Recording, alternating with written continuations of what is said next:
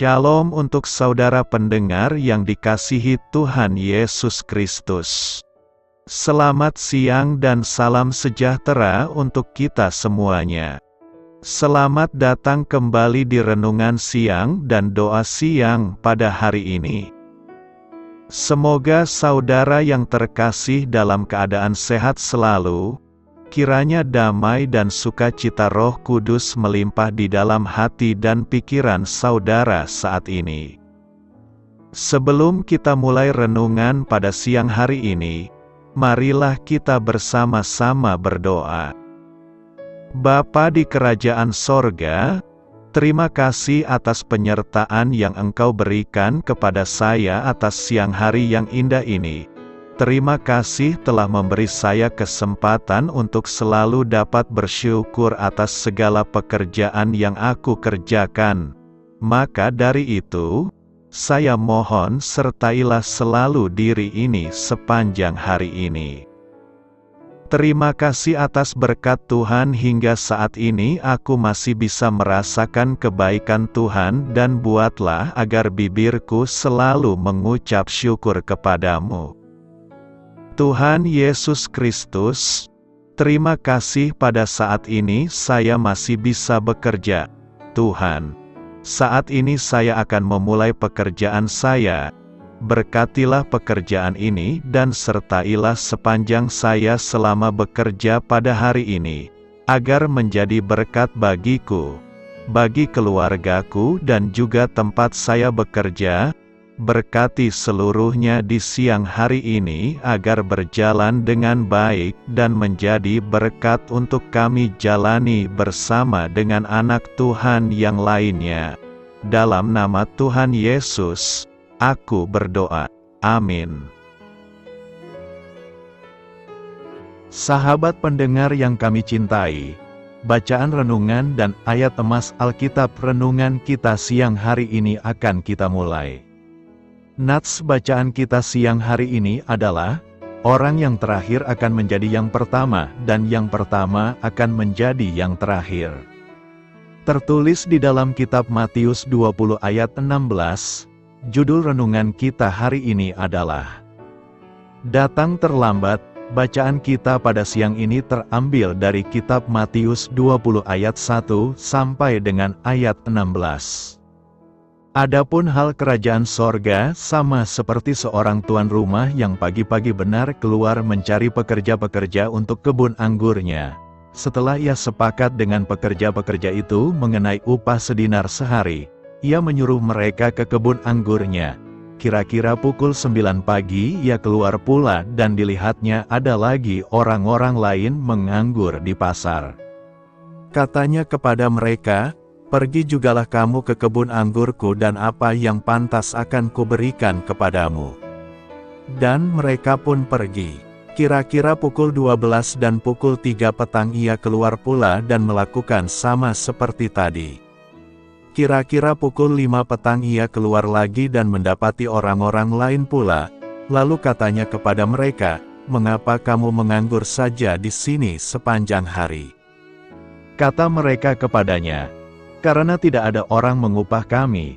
Katanya kepada mereka, pergi jugalah kamu ke kebun anggurku.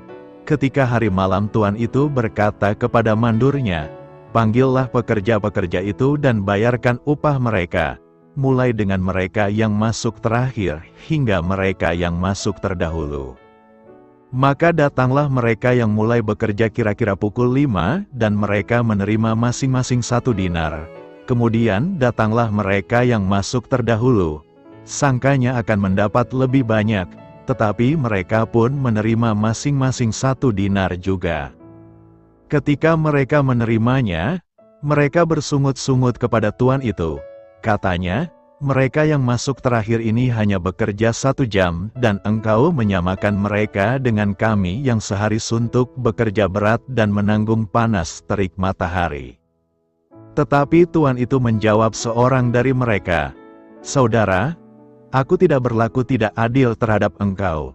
Bukankah kita telah sepakat sedinar sehari? Ambillah bagianmu dan pergilah.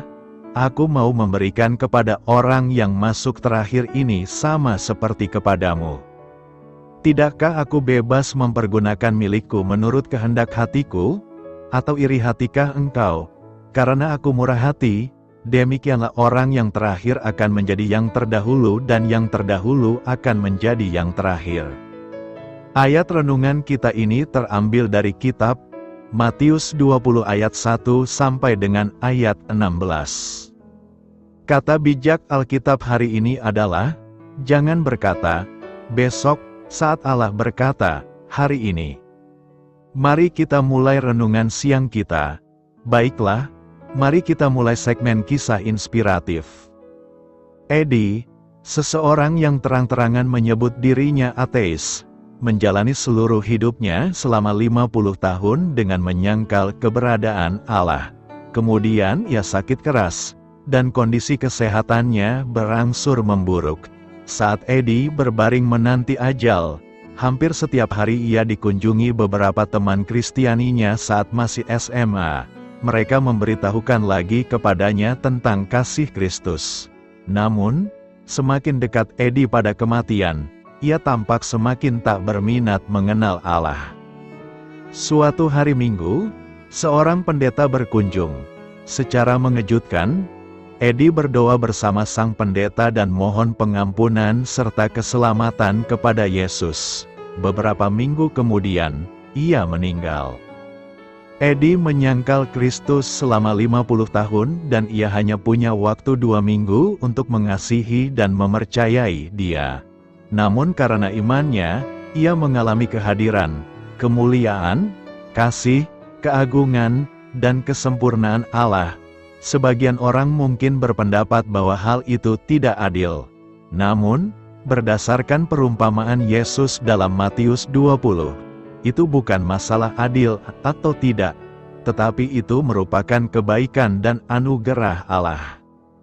Apakah Anda sudah menanti begitu lama untuk percaya kepada Yesus dan menerima keselamatannya, sehingga Anda berpikir bahwa Anda mungkin sudah terlambat? Renungkan pencuri di atas salib, yang menaruh imannya kepada Yesus sesaat sebelum ia mati. Percayalah kepada Yesus sekarang juga, dan terimalah karunia hidup kekal darinya. Belum terlambat. Bila Tuhan memanggilmu hari ini, percayalah kepada Kristus. Jangan tunggu lagi, besok mungkin sudah terlambat, bila maut datang dan nasibmu sudah ditetapkan.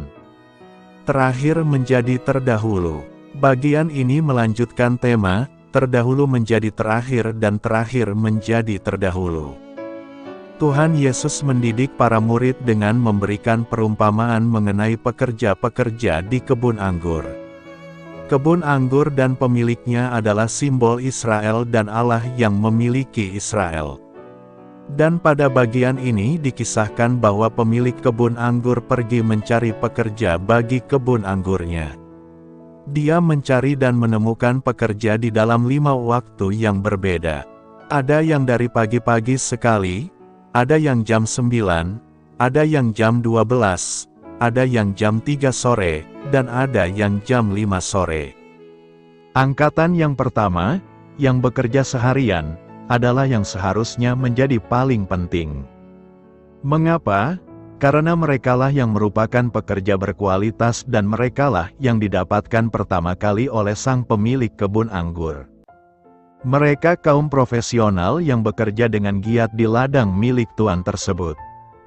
Kelompok yang lebih belakangan adalah kelompok yang lebih sedikit pekerjaannya dan yang kurang ahli karena belum ada yang menyewa mereka untuk bekerja. Yang paling terbelakang adalah yang baru disewa sang pemilik kebun jam 5 sore. Mereka sendiri mengatakan bahwa tidak ada seorang pun yang mau menyewa mereka. Mereka adalah kelompok yang tidak laku. Mereka kaum buangan yang tidak punya keahlian apa-apa. Tuan pemilik kebun juga baru menyewa mereka jam 5 sore. Dari jam 5 ke jam 6, apakah yang bisa dikerjakan oleh mereka? Sangat sedikit. Jadi sepertinya sang tuan pemilik kebun itu mengupah mereka hanya karena belas kasihan saja, bukan karena perlu. Sebenarnya sangat aneh kalau pemilik kebun anggur itu masih mau menyewa orang-orang yang disewanya jam 5 sore itu. Tetapi yang lebih aneh lagi adalah bahwa pada waktu pembagian upah, tuan pemilik kebun anggur itu tidak mulai dari yang lebih dulu masuk, tetapi dari yang masuk jam 5 sore. Bahkan dia memberikan upah 1 dinar bagi mereka, upah untuk kerja 1 hari penuh. Mereka hanya bekerja 1 jam tetapi diperhitungkan upah sehari penuh. Pastilah ini membuat pekerja-pekerja lain bersemangat. Kalau mereka yang tidak layak saja dapat 1 dinar, apalagi kami yang sudah seharian bekerja. Kalau mereka yang disewa hanya karena belas kasihan saja diberi 1 dinar, apalagi kami yang profesional. Mungkin itu yang ada dalam pikiran mereka. Di dalam ayat ke-9 dikatakan bahwa mereka yang telah mulai bekerja lebih dahulu merasa akan mendapat lebih banyak lagi.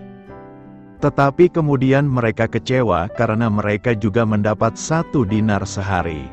Kalimat mereka di dalam ayat 12 menunjukkan bahwa mereka adalah golongan yang masuk pertama kali, yaitu yang sudah seharian penuh bekerja keras. Mereka bersungut-sungut bukan karena diperlakukan tidak adil.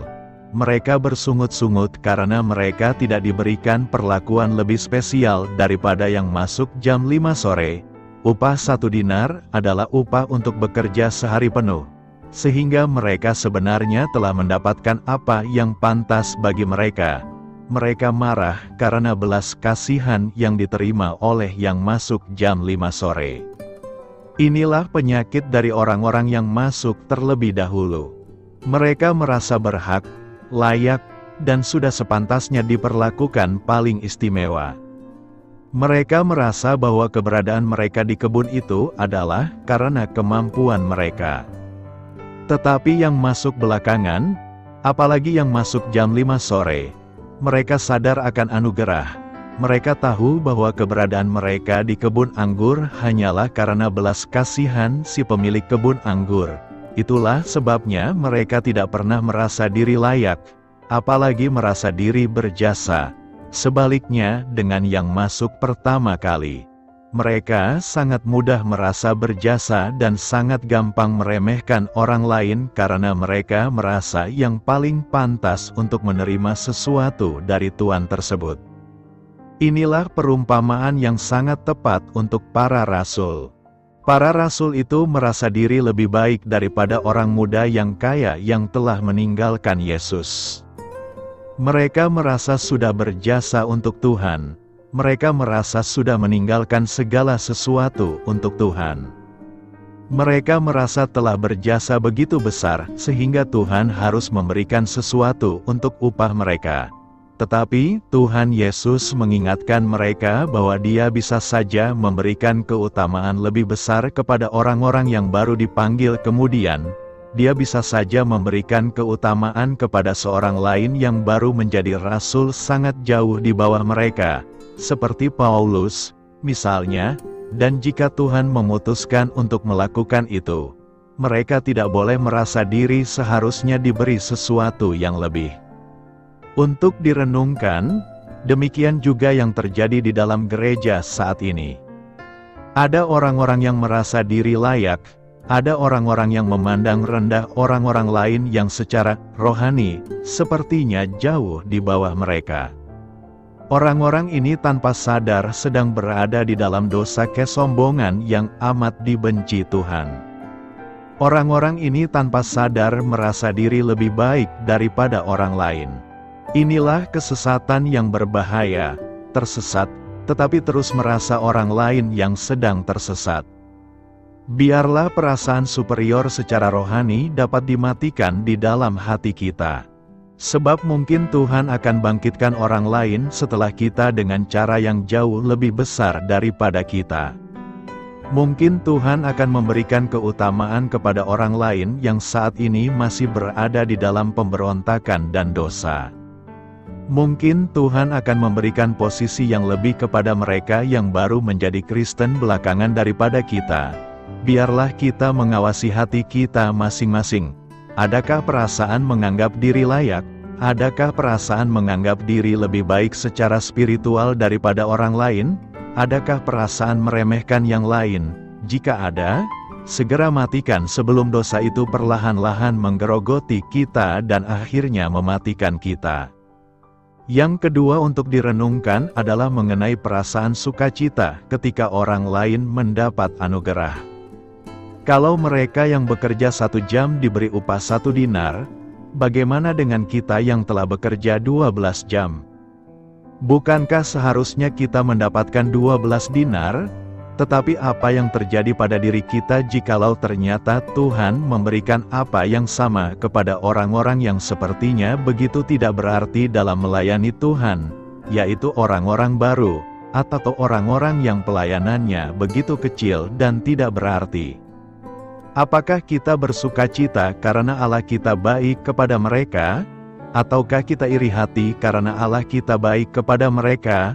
Orang yang kerohaniannya baik akan bersukacita karena Allah baik kepada mereka yang tidak layak. Orang yang hatinya sempit dan picik akan merasa diperlakukan tidak adil oleh Allah. Yang manakah kita? Mari kita berdoa sejenak. Tuhan, tolong kami untuk menjadi orang-orang yang terus merasa diri tidak layak. Biarlah kami sadar bahwa yang kami terima hanyalah anugerah saja dari Tuhan. Tolong kami, karena kami bisa jatuh ke dalam dosa kesombongan dan meremehkan orang lain. Ubah kami, ya Tuhan, sehingga kami menjadi orang yang luas hati dan bersukacita untuk berkat dan anugerah yang Tuhan berikan kepada orang lain. Para pekerja di kebun anggur, mari kita mulai dengan membaca apa yang terdapat di dalam Matius 20 ayat 1 sampai dengan ayat 16. Berikut saya bacakan kembali. Adapun hal kerajaan sorga sama seperti seorang tuan rumah yang pagi-pagi benar keluar mencari pekerja-pekerja untuk kebun anggurnya. Setelah ia sepakat dengan pekerja-pekerja itu mengenai upah sedinar sehari, ia menyuruh mereka ke kebun anggurnya. Kira-kira pukul 9 pagi ia keluar pula dan dilihatnya ada lagi orang-orang lain menganggur di pasar. Katanya kepada mereka, "Pergi jugalah kamu ke kebun anggurku dan apa yang pantas akan kuberikan kepadamu." Dan mereka pun pergi. Kira-kira pukul 12 dan pukul 3 petang ia keluar pula dan melakukan sama seperti tadi.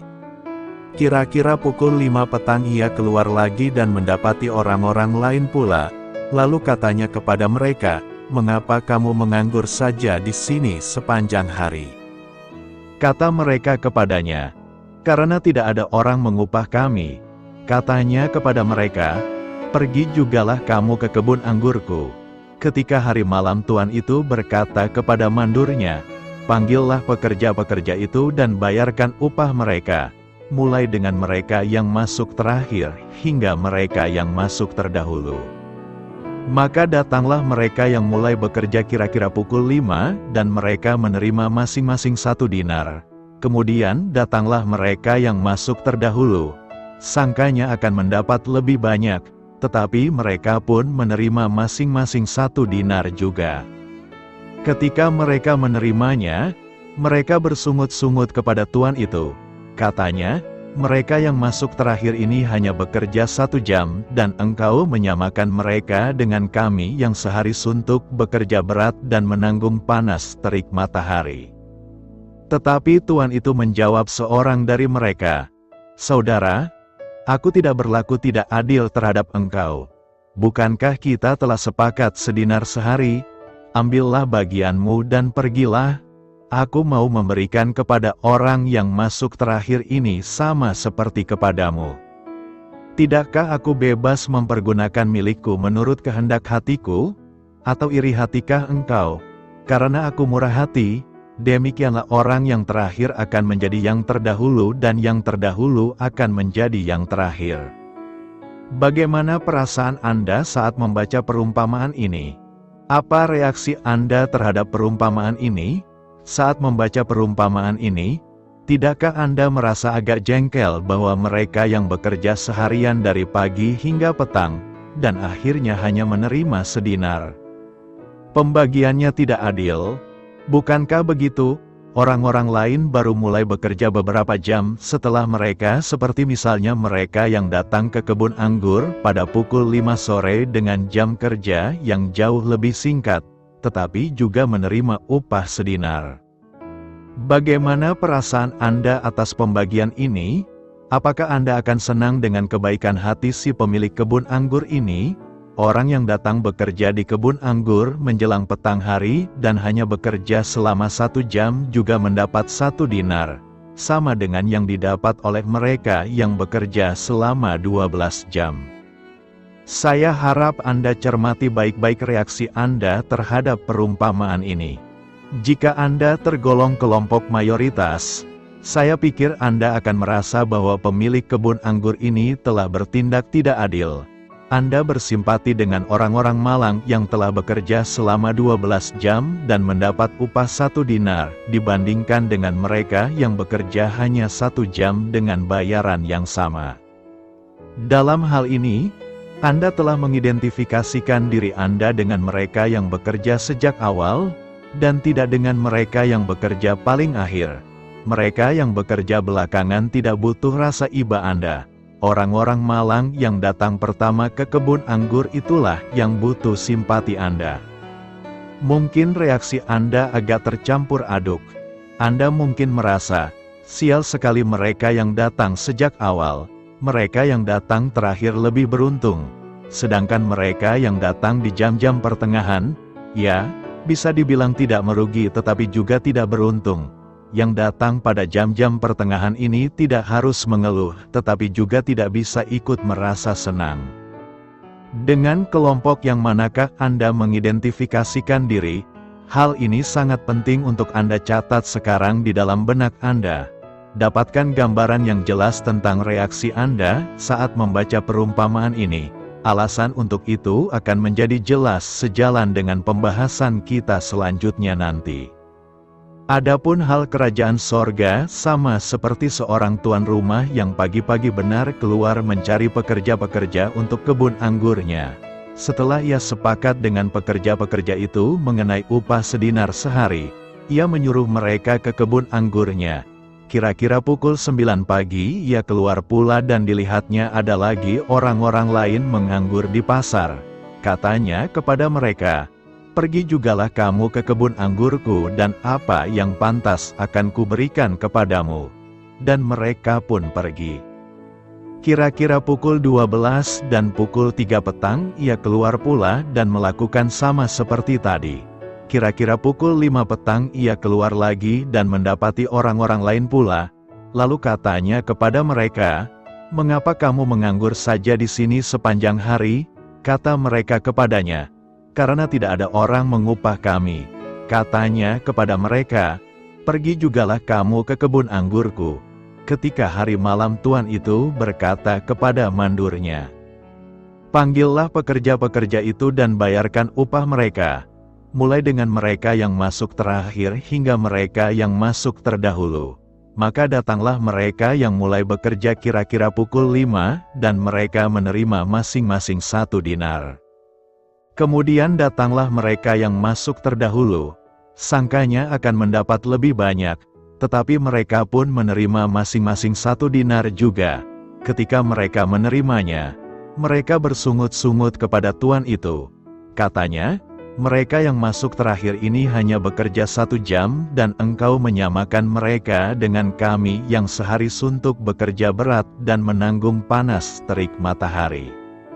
Tetapi tuan itu menjawab seorang dari mereka, "Saudara, aku tidak berlaku tidak adil terhadap engkau. Bukankah kita telah sepakat sedinar sehari? Ambillah bagianmu dan pergilah. Aku mau memberikan kepada orang yang masuk terakhir ini sama seperti kepadamu. Tidakkah aku bebas mempergunakan milikku menurut kehendak hatiku? Atau iri hatikah engkau, karena aku murah hati?" Demikianlah orang yang terakhir akan menjadi yang terdahulu dan yang terdahulu akan menjadi yang terakhir. Bagaimana perasaan Anda saat membaca perumpamaan ini? Apa reaksi Anda terhadap perumpamaan ini? Saat membaca perumpamaan ini, Tidakkah Anda merasa agak jengkel bahwa mereka yang bekerja seharian dari pagi hingga petang, dan akhirnya hanya menerima sedinar? Pembagiannya tidak adil, bukankah begitu? Orang-orang lain baru mulai bekerja beberapa jam setelah mereka, seperti misalnya mereka yang datang ke kebun anggur pada pukul 5 sore dengan jam kerja yang jauh lebih singkat, tetapi juga menerima upah sedinar. Bagaimana perasaan Anda atas pembagian ini? Apakah Anda akan senang dengan kebaikan hati si pemilik kebun anggur ini? Orang yang datang bekerja di kebun anggur menjelang petang hari, dan hanya bekerja selama 1 jam juga mendapat 1 dinar. Sama dengan yang didapat oleh mereka yang bekerja selama 12 jam. Saya harap Anda cermati baik-baik reaksi Anda terhadap perumpamaan ini.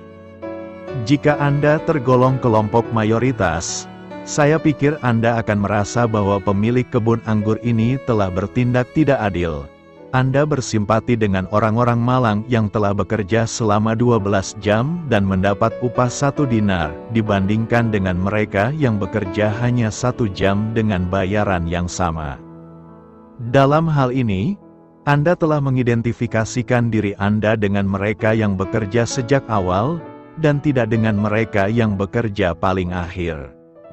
Mereka yang bekerja belakangan tidak butuh rasa iba Anda. Orang-orang malang yang datang pertama ke kebun anggur itulah yang butuh simpati Anda. Mungkin reaksi Anda agak tercampur aduk. Anda mungkin merasa, sial sekali mereka yang datang sejak awal, mereka yang datang terakhir lebih beruntung. Sedangkan mereka yang datang di jam-jam pertengahan, ya, bisa dibilang tidak merugi tetapi juga tidak beruntung. Yang datang pada jam-jam pertengahan ini tidak harus mengeluh, tetapi juga tidak bisa ikut merasa senang. Dengan kelompok yang manakah Anda mengidentifikasikan diri? Hal ini sangat penting untuk Anda catat sekarang di dalam benak Anda. Dapatkan gambaran yang jelas tentang reaksi Anda saat membaca perumpamaan ini. Alasan untuk itu akan menjadi jelas sejalan dengan pembahasan kita selanjutnya nanti. Pandangan dari para penafsir sebagai langkah awal, mari kita lihat apa yang disampaikan oleh para penafsir. Mari kita simak pendapat salah satu penafsir yang paling berpengaruh saat ini, Joachim Jeremias. Dia adalah seorang profesor di University of Göttingen di Jerman dengan karya besarnya The Parables of Jesus, perumpamaan-perumpamaan Yesus, dan ia memandang bahwa perumpamaan ini berbicara tentang kebaikan Allah. Ataukah matamu menjadi jahat, karena aku baik? Dari sini Jeremias memandang bahwa penekanan utama dari perumpamaan ini adalah tentang kebaikan Allah. Kebaikan terhadap mereka yang kekurangan, kebaikan terhadap mereka yang berada di tempat paling rendah, dan terhadap mereka yang datang terakhir ke kebun anggur itu. Secara ringkas itulah pandangannya. Akan tetapi, itukah hal yang dibicarakan dalam perumpamaan ini? Apakah perumpamaan ini benar-benar berbicara tentang kebaikan Allah? Saat Anda membaca perumpamaan ini, munculkah kesan kuat tentang kebaikan Allah di dalam benak Anda? Apakah kebaikan Allah merupakan hal pertama yang Anda pikirkan saat membaca perumpamaan ini? Mungkin tidak. Mungkin Anda justru merasa bahwa ia tidak baik sama sekali berkaitan dengan kepentingan orang-orang yang datang bekerja sejak pagi hari. Kebaikan bukanlah hal yang relatif. Allah itu baik atau sama sekali tidak baik, tidak bisa dinilai secara relatif. Dan di manakah kebaikan Allah terlihat dalam kaitannya dengan penanganannya terhadap kelompok yang datang pertama ini? Apakah salah menjadi orang yang dipanggil untuk bekerja duluan? Apakah bekerja sehari penuh itu salah? Di dalam perumpamaan ini tampaknya mereka yang bekerja paling lama justru menjadi yang paling sial. Ini semua tampaknya sama sekali tidak menunjukkan adanya kebaikan. Bukankah demikian? Mereka datang ke sana karena mereka ingin bekerja. Mereka butuh uang untuk menghidupi keluarga mereka. Jadi mereka berangkat ke pasar untuk mencari pekerjaan. Akhirnya mereka dipanggil bekerja selama 12 jam. dan yang mereka dapatkan adalah masing-masing 1 dinar. Di mana kebaikan Allah di dalam perumpamaan ini?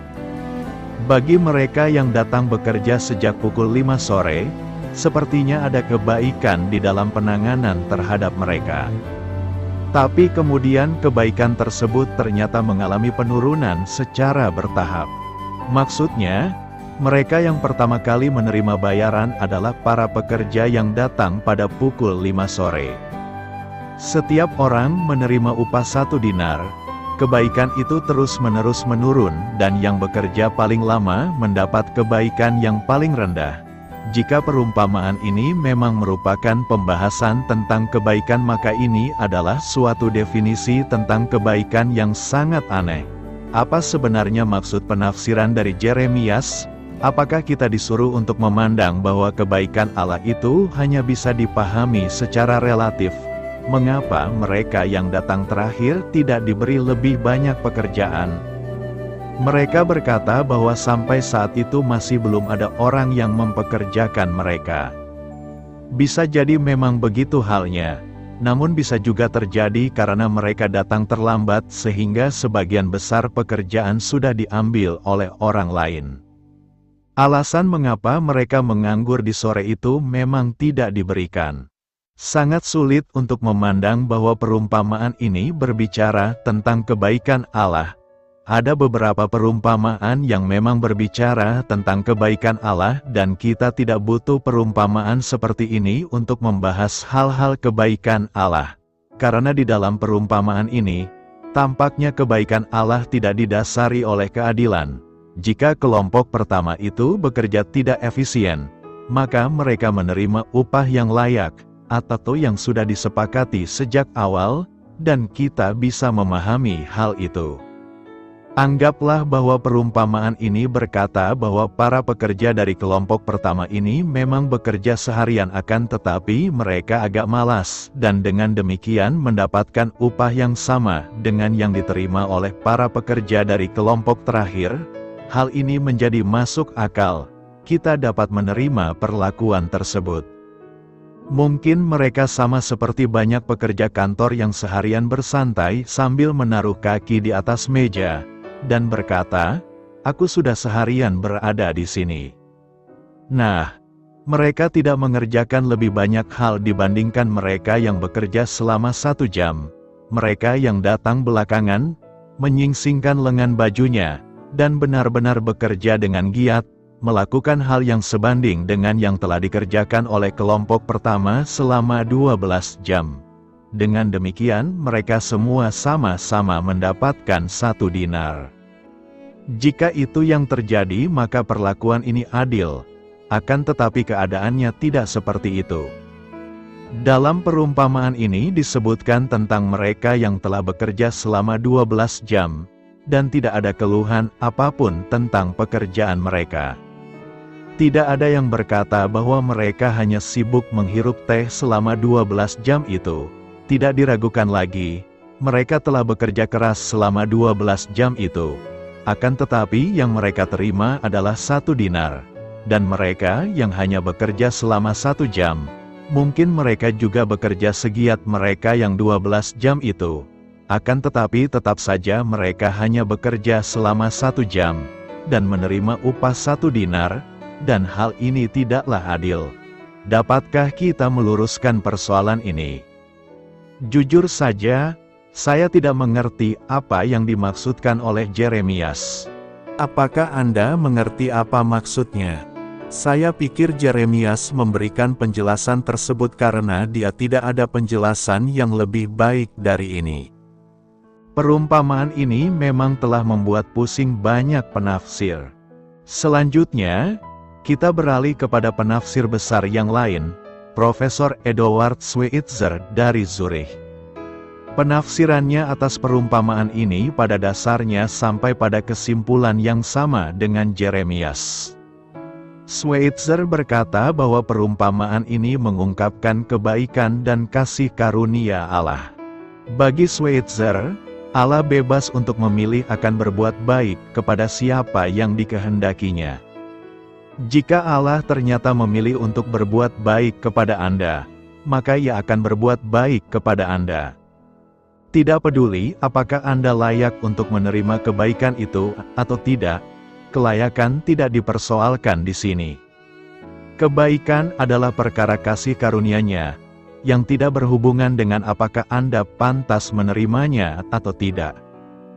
Jika benar demikian, maka perumpamaan ini akan membawa kita pada kesimpulan bahwa kasih karunia-Nya tertuju bagi mereka yang tidak bekerja. Akan tetapi apa salahnya bekerja? Saya jadi ingin tahu. Apakah salah bekerja untuk waktu yang lama? Apakah orang-orang yang malang ini dianggap telah melakukan kesalahan karena bekerja selama 12 jam?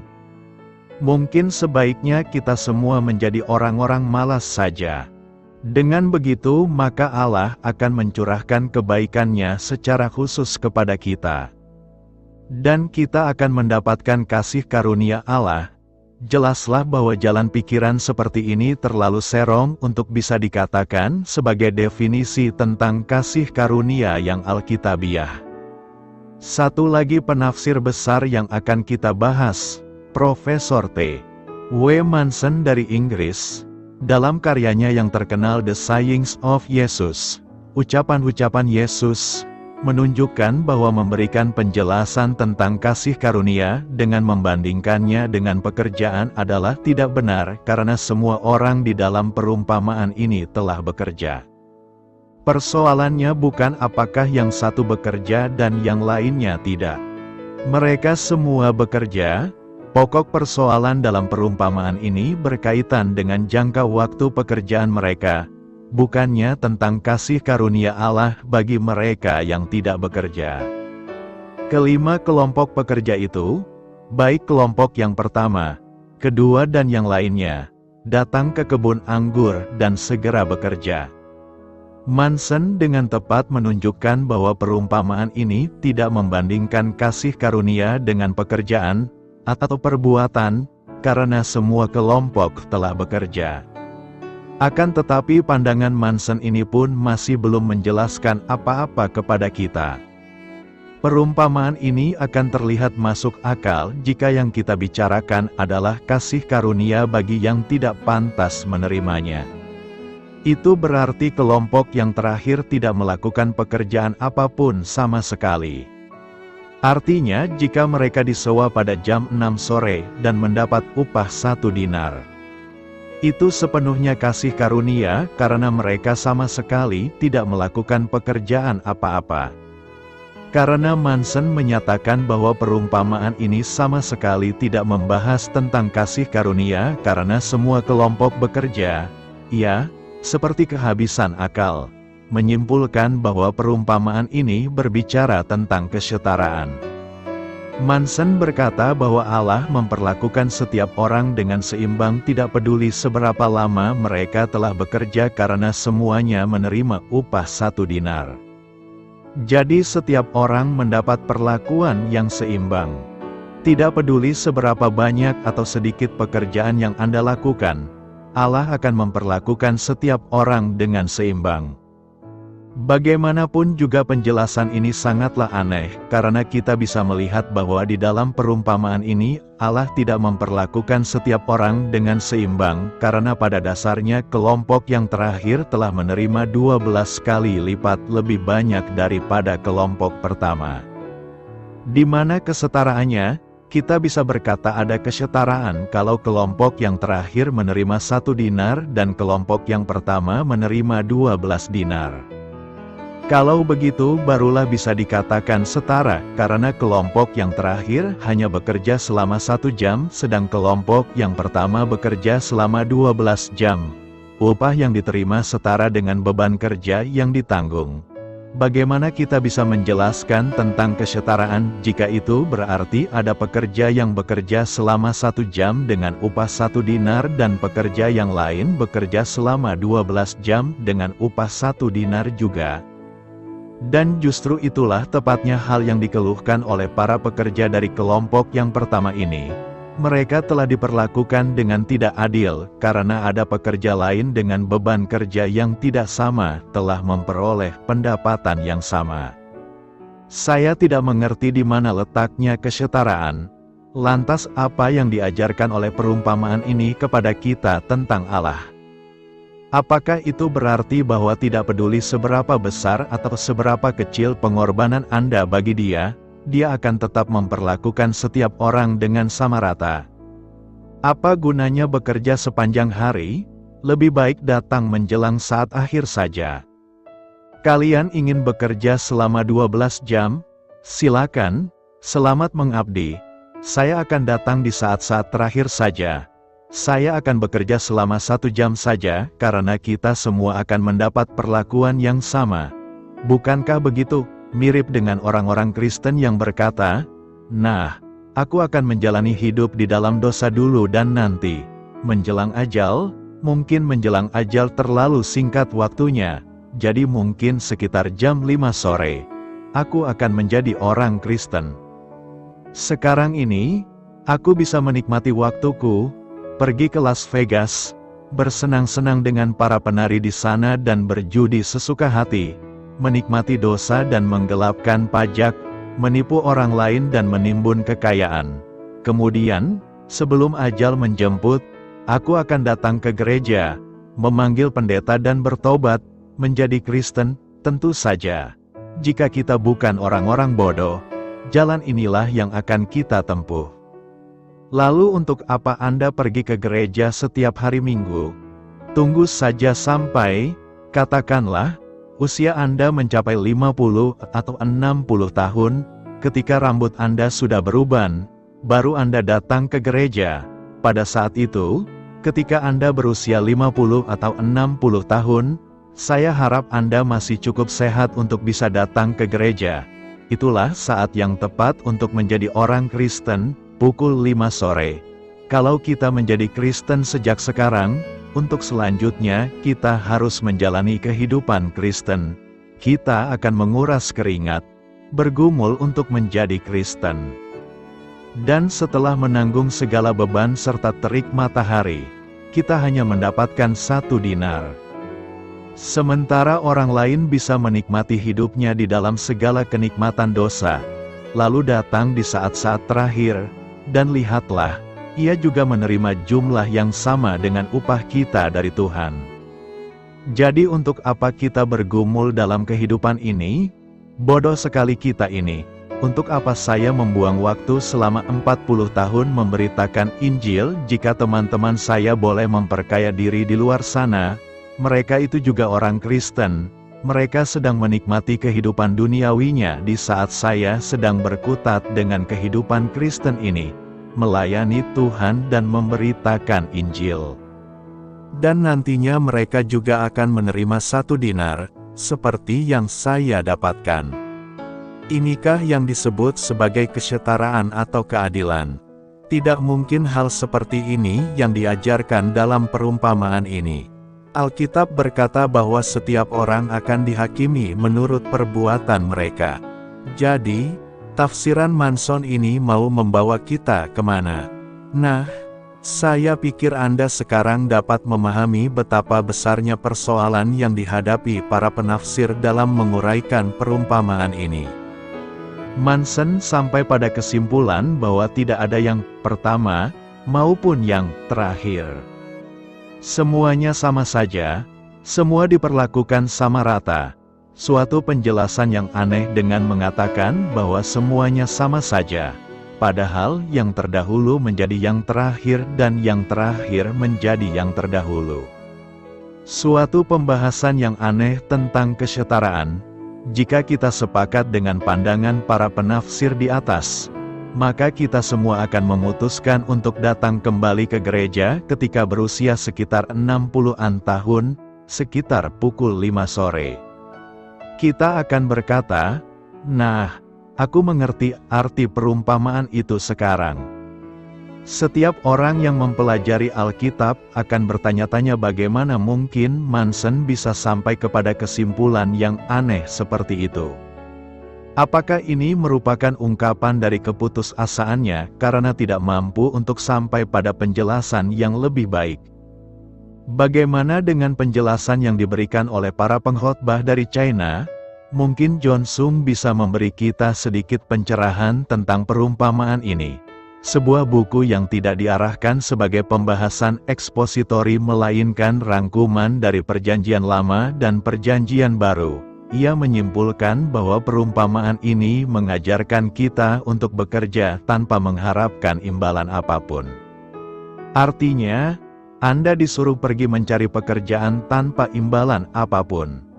Dengan kata lain, Anda pergi bekerja tanpa pamrih karena Anda mengerjakannya atas dasar kasih Anda kepada Allah. Pandangan John Sung ini cukup menyentuh karena memang benar bahwa kita seharusnya memang melayani Tuhan tanpa pamrih. Kesediaan kita dalam melayani Tuhan seharusnya tidak didasari oleh imbalan apapun. Kesediaan kita melayani Tuhan seharusnya tanpa pamrih. Sungguh jitu.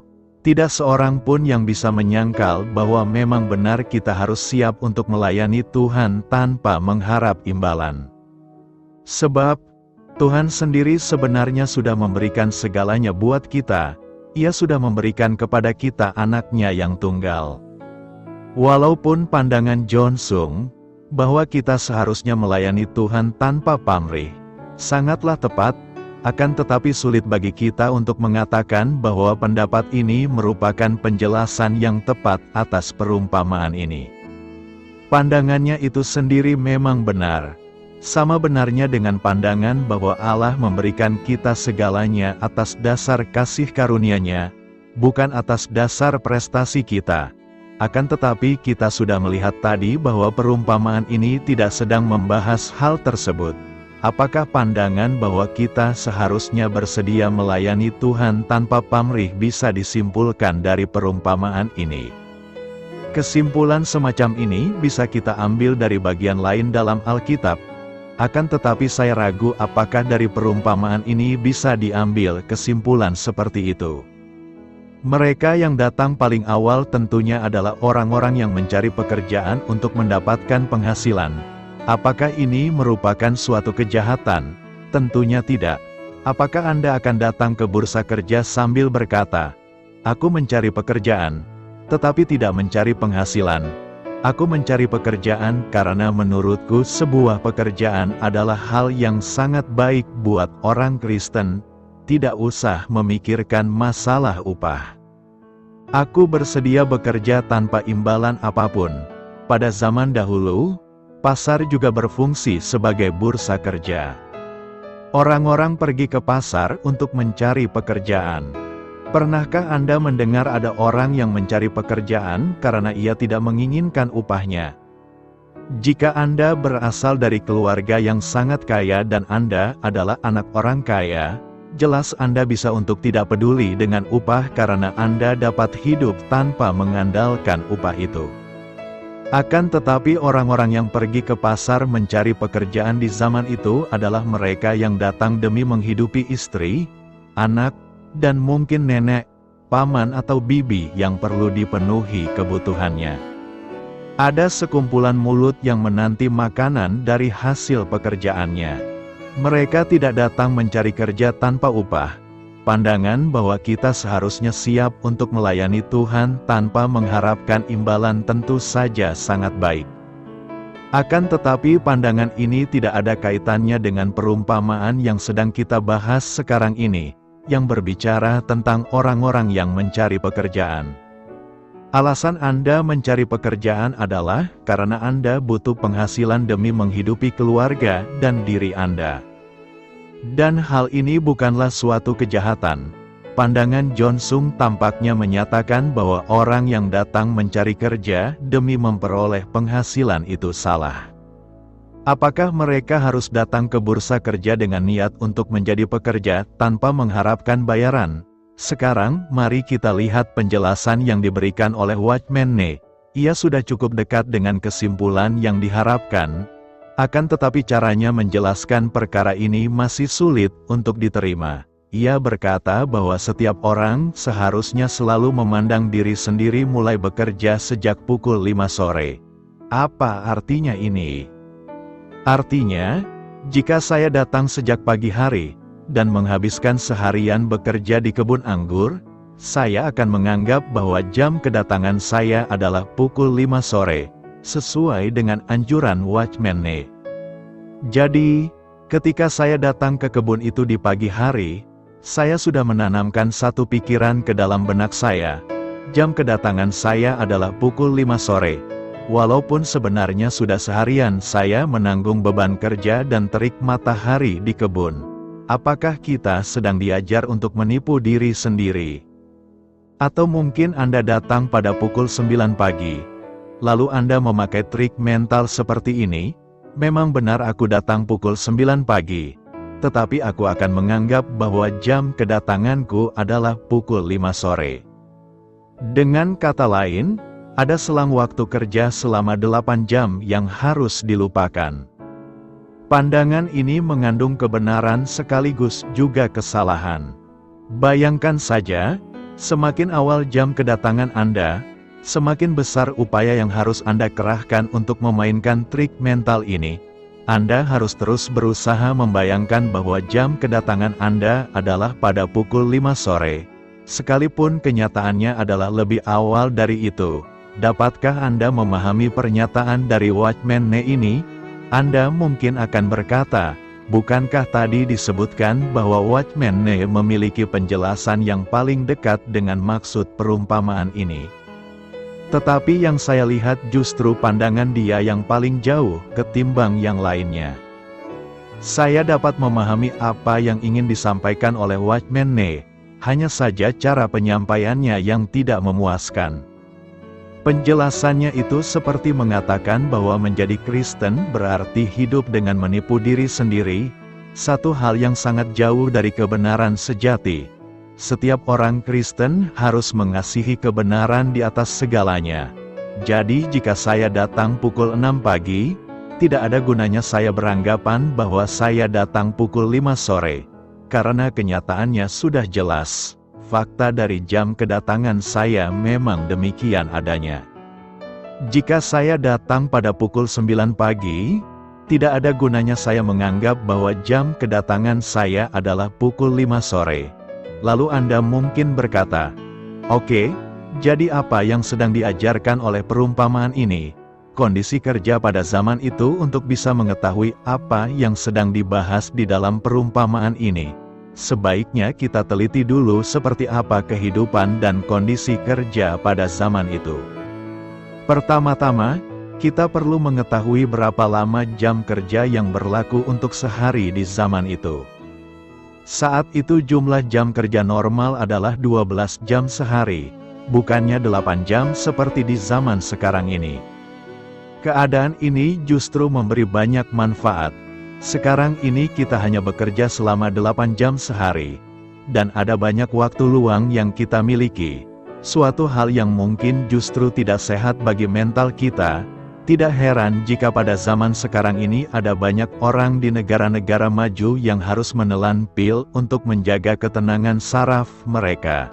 Kegiatan apa yang harus mereka lakukan untuk mengisi waktu luang yang ada? Pada zaman dahulu, orang-orang bekerja seharian sehingga ketika pulang di malam hari mereka sudah sedemikian lelahnya dan tidak perlu meminum obat penenang untuk bisa tidur. Sudah terlalu mengantuk untuk memikirkan tentang obat tidur. Mereka segera pergi ke tempat tidur dan terlelap, dan ketika fajar menyingsing, mereka sudah harus bangun dan bekerja lagi. Hal ini sungguh sangat bermanfaat bagi kesehatan mental dan fisik kita. Itulah bagusnya jam kerja 12 jam sehari. Yesus berkata, bukankah ada 12 jam dalam satu hari? Begitulah, saat itu jam kerja normal adalah 12 jam sehari.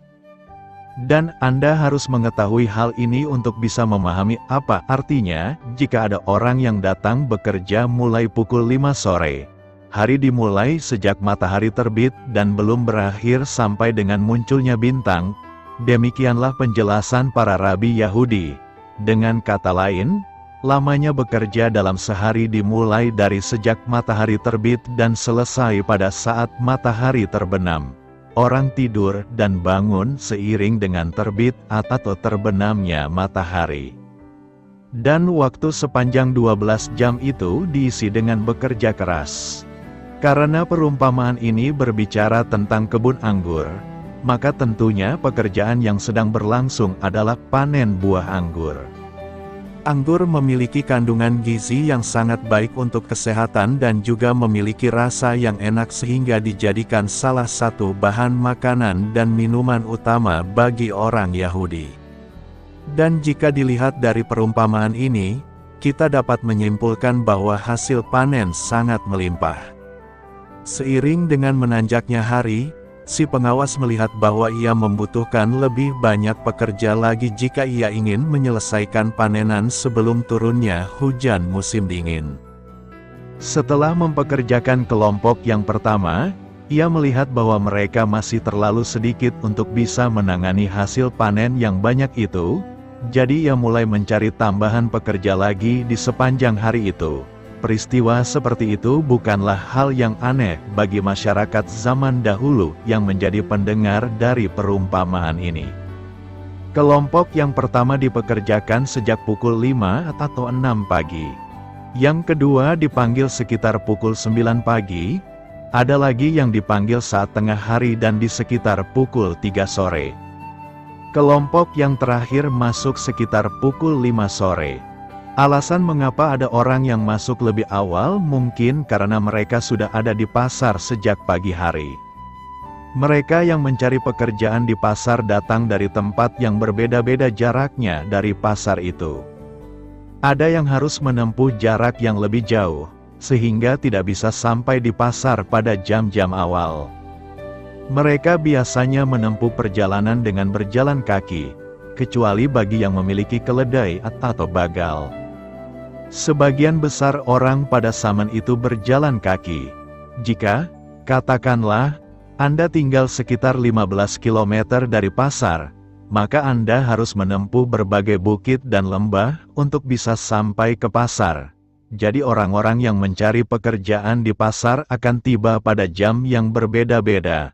1 dinar yang disebutkan dalam perumpamaan ini adalah upah yang biasanya didapatkan seorang pekerja dalam sehari di zaman itu.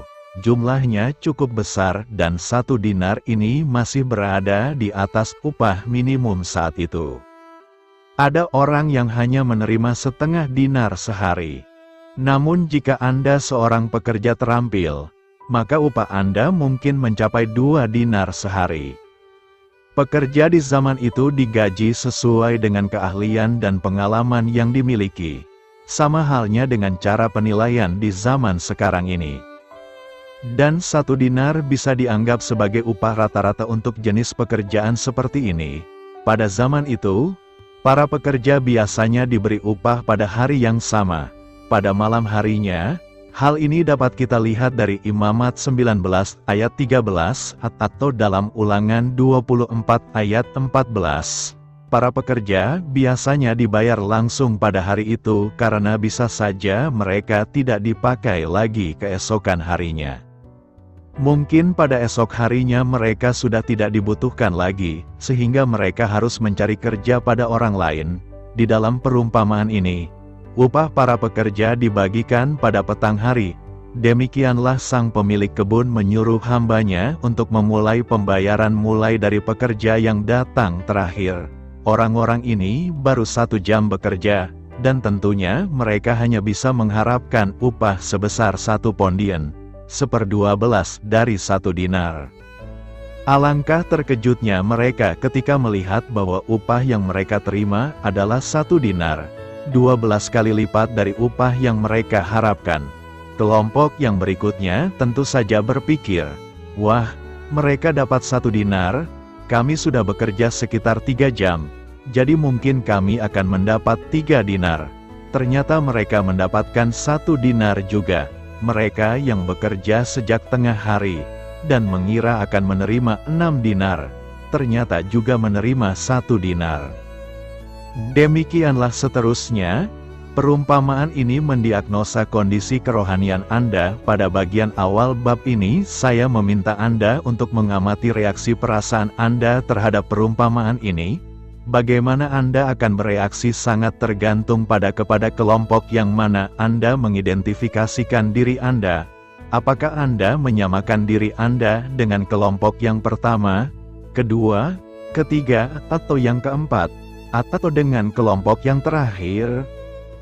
Jika Anda menyamakan diri dengan kelompok yang pertama, Anda akan merasa telah diperlakukan dengan tidak adil dan jengkel karena menurut Anda bukan begitu caranya memperlakukan orang yang sudah seharian bekerja keras. Jika si pemilik kebun anggur bermaksud bermurah hati, setidaknya ia harus melakukannya dengan cara yang adil ketimbang bertindak dengan cara yang tidak masuk akal seperti itu. Apakah Anda merasa seperti ini? Atau mungkin Anda hanya sedikit jengkel saja? Anda mungkin berkata, si pemilik kebun anggur ini orang yang aneh. Mungkin saja dia adalah orang yang nyentrik dan sedikit aneh, yang menggunakan uangnya dengan sesuka hati. Siapa yang bisa berdebat dengan orang seperti itu? Tentu saja dia bebas bertindak sesuka hati dengan uang miliknya. Tapi seharusnya ia melakukan hal itu dengan sedikit mempertimbangkan keadilan. Tapi siapa yang berhak melarangnya untuk bertindak sesuka hati dengan uangnya sendiri? Percuma saja. Tetapi, mestinya, dia bisa bertindak lebih adil dengan uangnya. Anda bisa juga bereaksi dengan cara lain. Misalnya, Anda bersukacita karena orang-orang miskin yang hanya bekerja selama 1 jam bisa memperoleh upah 1 dinar. Mereka punya anak dan istri yang harus diberi makan, dan tentunya tidak akan bisa mengenyangkan perut keluarganya jika hanya memperoleh 1 pondian. Bagaimana mereka bisa bertahan hidup dengan upah 1 pondian? Adalah baik jika si pemilik kebun memberi mereka upah kerja sehari penuh, sehingga anak-anaknya tidak sampai kelaparan malam itu. Seperti itukah perasaan Anda saat membaca perumpamaan ini? Jika tidak, mungkin perasaan Anda tercampur aduk di antara semua macam reaksi itu. Saat ini mungkin Anda bertanya, buat apa Anda menanyakan reaksi saya? Karena perumpamaan ini berfungsi mengungkapkan siapa diri kita. Sampai dengan saat ini, saya sudah menguraikan pengajaran Yesus secara sistematis selama lebih dari 20 tahun. Di masa-masa sebelumnya, saya juga sudah sering berkhotbah, dan semakin saya pelajari ajaran Yesus ini, semakin saya melihat betapa dia sungguh luar biasa.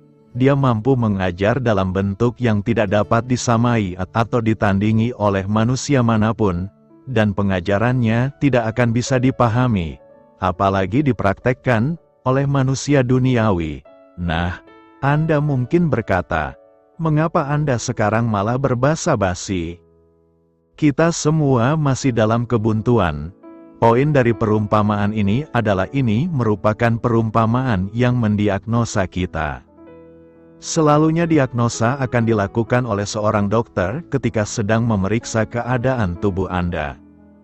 Begitulah, perumpamaan ini dirancang untuk mengungkapkan siapa diri Anda sebenarnya. Menyingkapkan watak Anda, dirancang secara khusus untuk membongkar jalan pikiran Anda yang sebenarnya. Yesus memberi kita berbagai macam perumpamaan, mulai dari yang bersifat deskriptif, yang menjelaskan satu keadaan tertentu, sampai yang bersifat nubuatan, yang memberitahukan hal-hal yang akan datang. Khusus untuk perumpamaan ini, ia bersifat diagnostik. Penulis surat Ibrani berkata bahwa firman Allah itu tajamnya melebihi pedang bermata 2. Ia menembus jauh ke dalam hati kita, membedakan pikiran dan niat hati kita. Tidak ada perumpamaan lain yang mengerjakan hal itu secara unik dibandingkan perumpamaan ini.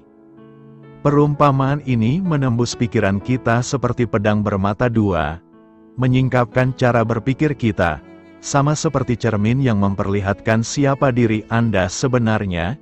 Kita harus mengetahui siapa diri kita dengan bercermin dari perumpamaan ini, dan mendiagnosa keadaan rohani kita dengan cara mengukur temperatur rohani kita. Anda akan merasa berhak untuk jengkel jika Anda mengidentifikasikan diri dengan kelompok yang pertama. Apakah Anda merasa sama dengan kelompok pertama? Apakah Anda telah bekerja selama seharian? Lalu mengapa Anda menyamakan diri dengan para pekerja kelompok pertama?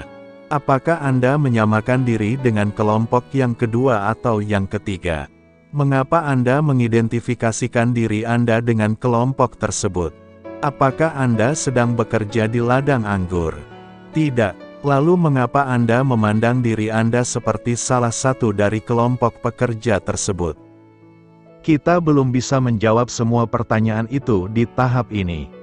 Jika Anda merasa senang sehubungan dengan nasib pekerja kelompok kelima, maka itu terjadi karena Anda merasa sama dengan mereka, sekalipun Anda tidak sedang bekerja di ladang anggur. Mengapa? Jawabannya terletak di dalam hati Anda. Jawabannya tidak terdapat di dalam perumpamaan ini. Jawaban ada di dalam hati Anda. Perumpamaan ini hanya sekadar membongkar isi hati Anda seperti pedang bermata dua, atau seperti pisau bedah yang tajam, menyingkapkan cara berpikir Anda dan menanyakan Anda, mengapa Anda merasa sama dengan salah satu kelompok tersebut? Apakah Anda merasakan reaksi yang campur aduk? Jika demikian, hal itu juga memberitahu sesuatu tentang kondisi Anda. Anda sedang duduk di atas pagar, yang berarti bahwa Anda sedang berada dalam posisi yang tidak bagus sama sekali. Anda masih merupakan orang Kristen jenis ragu-ragu, yang masih belum menetapkan tekad untuk mengejar Tuhan dengan segenap hati. Perhatikan bahwa perumpamaan ini berbicara mengenai orang Kristen. Ia tidak ditujukan kepada orang non-Kristen, karena mereka tidak perlu didiagnosa. Untuk bisa mendiagnosa keadaan seseorang, hal yang perlu dimiliki adalah kehidupan rohani. Anda tidak akan mendiagnosa orang yang sudah mati karena tidak ada gunanya lagi. Jika Anda memiliki kehidupan rohani, maka Anda dapat melakukan diagnosa terhadap hidup itu. Mengapa dikatakan bahwa perumpamaan ini berkaitan dengan orang Kristen? Karena yang kita bicarakan adalah kebun anggur.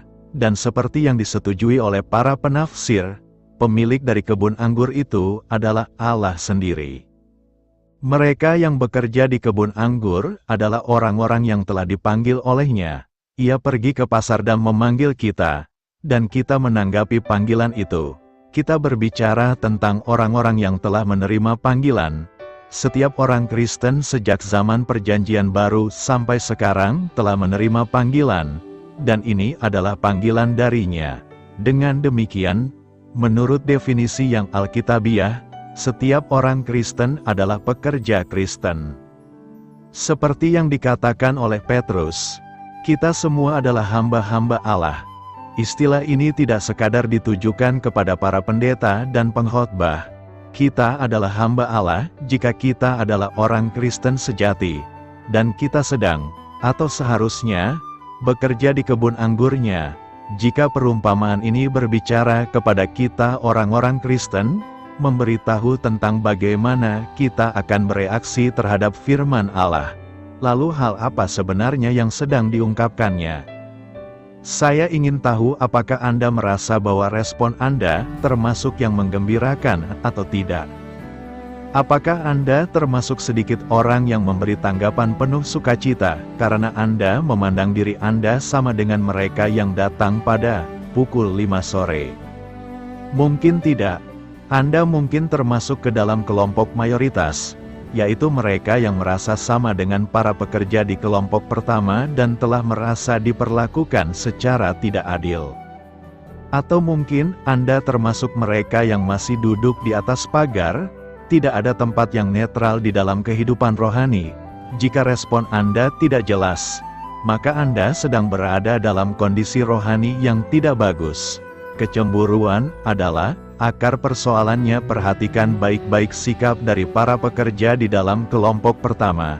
Anda akan mendapati bahwa unsur pokoknya adalah kecemburuan. Yesus bertanya kepada mereka, "Iri hatikah engkau? Karena aku murah hati." Dalam Alkitab berbahasa Inggris digunakan istilah evil eye, matamu jahat, yang merupakan suatu istilah dengan arti cemburu atau iri hati. Iri hatikah engkau? Karena aku murah hati? Begitulah Yesus menanyakan mereka, karena mereka terlihat kecewa. Mengapa mereka kecewa? Matius 20 ayat 12 memberitahu kita bahwa itu karena orang lain yang datang belakangan ternyata diperlakukan sejajar dengan mereka. Para pekerja dari kelompok pertama merasa bahwa hal ini tidak adil. Engkau menyamakan kami dengan mereka, demikianlah keluhan mereka. Dari situ muncullah kepahitan dan kecemburuan.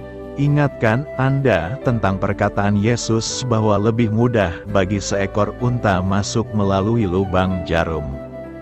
Unta termasuk hewan yang berperilaku paling buruk di dunia. Mereka selalu bertingkah dan menggerutu, dan di sini kita melihat hal yang sama lagi. Dapatkah Anda melihat kaitan internal antara ayat-ayat tersebut? Para pekerja di kelompok pertama adalah unta-unta yang tidak bisa masuk ke dalam kerajaan sama seperti unta yang tidak dapat melewati lubang jarum. Tak ada hal yang lebih penting dibandingkan dengan sikap seseorang di dalam hidup ini. Jika Anda memiliki suatu sikap tertentu, Anda akan bereaksi dengan cara yang tertentu karena begitulah watak Anda. Jika Anda termasuk kelompok yang pertama ini, maka secara tak terhindarkan Anda akan bereaksi seperti itu karena begitulah watak Anda. Pada bagian awal, saya sudah menanyakan mengapa Anda menyamakan diri dengan kelompok yang ini ataupun yang itu. Sekalipun Anda mungkin berada di luar kebun anggur itu, tetapi Anda masih bisa menyamakan diri Anda dengan salah satu kelompok yang ada di dalam perumpamaan ini. Hal itu terjadi karena watak Anda cocok dengan pola reaksi orang-orang tersebut. Disinilah letak kedalaman perumpamaan ini, ia mengungkapkan watak Anda. Dan cara Anda bereaksi akan mengungkapkan orang macam apa Anda sebenarnya, cara Anda berpikir dan perilaku khas Anda. Ini sebabnya mengapa perubahan akal budi merupakan perubahan yang paling penting dalam diri seseorang. Karena perubahan akal budi berarti perubahan watak, pentingnya mengalami perubahan sikap-sikap adalah hal yang paling berpengaruh di dalam hidup ini. Sebagai contoh, sikap yang keliru seringkali mengakibatkan rusaknya hubungan. Pikirkanlah tentang hubungan suami istri yang macet. Pertanyaan yang penting bukan siapa yang salah dan siapa yang benar. Yang penting adalah, seperti apa sikap kedua orang itu. Upaya penilaian di sini sangatlah sulit. Salah satu atau bahkan kedua pihak bisa saja memiliki sikap yang salah. Dan pernikahan menjadi berantakan karena sikap mereka kaku. Jika sikap-sikap yang kaku ini bertabrakan, persoalan akan meledak. Serupa dengan itu, hubungan anak orang tua dapat menimbulkan banyak ketegangan jika sikap salah satu atau keduanya salah. Hubungan antar manusia sepenuhnya ditentukan oleh sikap. Sikap bisa menimbulkan keretakan ataupun harmoni.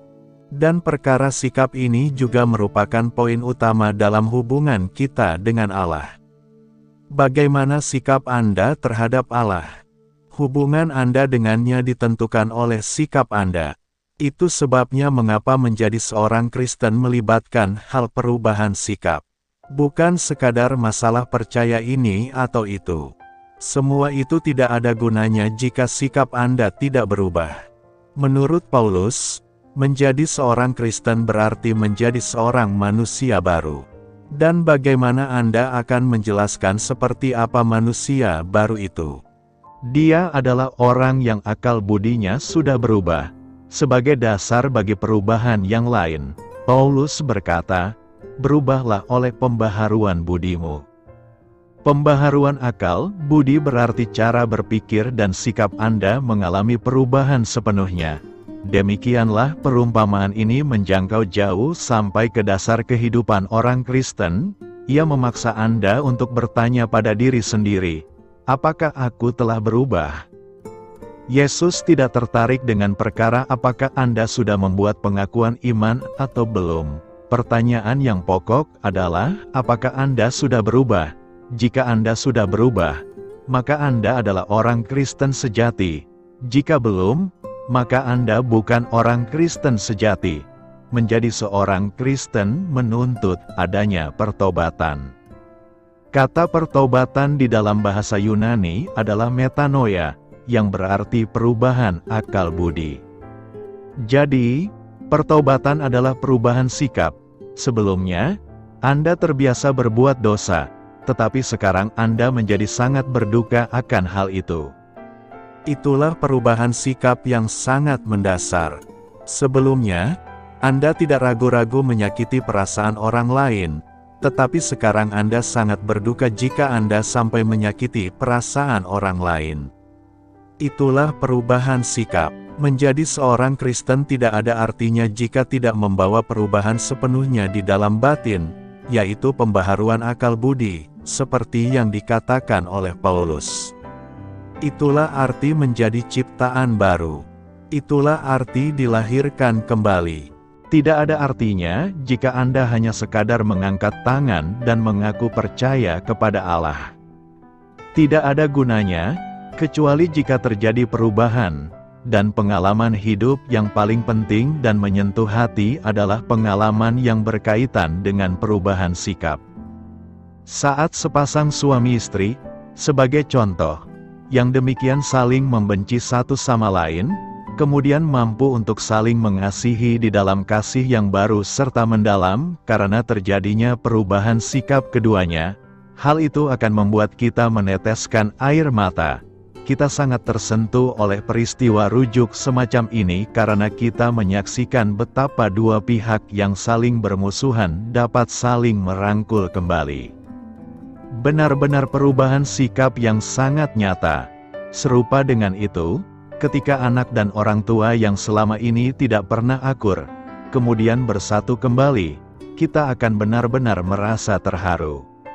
Itulah yang disebut perubahan keyakinan.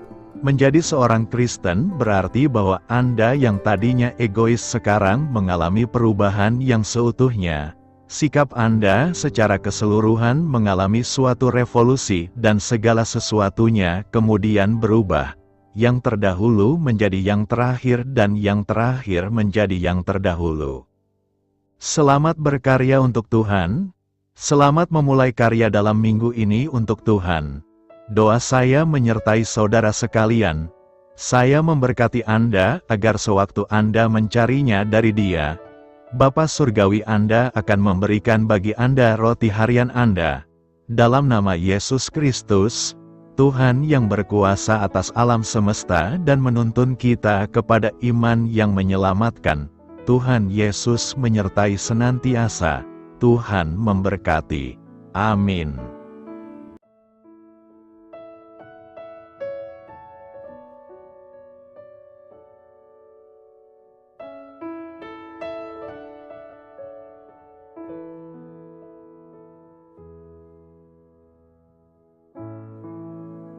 Demikianlah renungan firman Tuhan pada siang hari ini.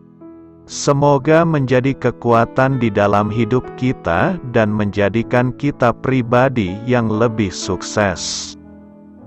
Sebelum kita memulai aktivitas hari ini, marilah kita berdoa. Bapa kami yang ada di sorga, terima kasih atas kasih dan kebaikan Tuhan yang begitu besar buat kami. Tuntunlah perbuatanku agar di sepanjang hari ini saya bisa bekerja sebaik-baiknya, tidak pernah jemu menolong sesama, selalu ramah dan tahu terima kasih, menghayati iman dan mengamalkannya dengan sekuat tenagaku.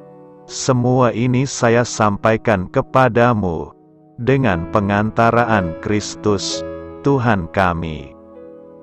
Allah, Bapa kami bersyukur kepadamu, bahwa dengan bekerja kami boleh ambil bagian di dalam karya-Mu mensejahterakan dan membahagiakan umat manusia. Kami mohon bimbingan-Mu dalam melaksanakan pekerjaan kami hari ini. Bimbinglah kami agar sanggup bekerja dengan semangat kasih, dengan riang, rajin dan jujur. Terima kasih, Tuhan. Amin. Dalam nama Tuhan Yesus Kristus Tuhan dan Juru Selamat kami, Bapa kami yang baik, kami mengucap syukur dan berdoa. Amin.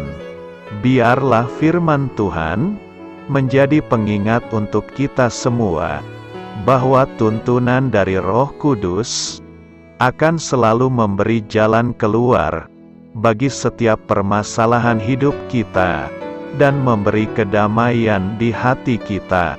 Amin. Sampai jumpa di renungan siang saudara rohani berikutnya. Shalom.